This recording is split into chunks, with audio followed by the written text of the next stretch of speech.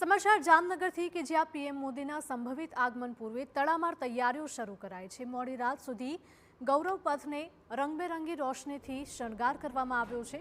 રસ્તાના patchwork, રેલિંગનું repairing અને colour સહિતની કામગીરી કરવામાં આવી તો પીએમ 10 મેના રોજ જામનગરના સર્કિટ હાઉસ ખાતે રોકાણ કરી શકે છે।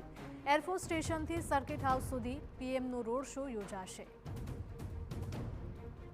મહત્વનું છે કે 11 મેના રોજ સોમનાથ મંદિરના પુનઃનિર્માણ બાદ લોકાર્પણને 75 વર્ષ પૂરા થશે, જેને લઈને સોમનાથ અમૃત પર્વના આયોજન અંગે વહીવટીતંત્ર અને સરકાર એક્શન મોડમાં છે, જેમાં રોડ શો, જાહેર સભા અને સૂર્યકિરણ એર શો સહિતના વિશેષ કાર્યક્રમોને આખરી ઓપ આપવા માટે કવાયત હાથ ધરાઈ છે।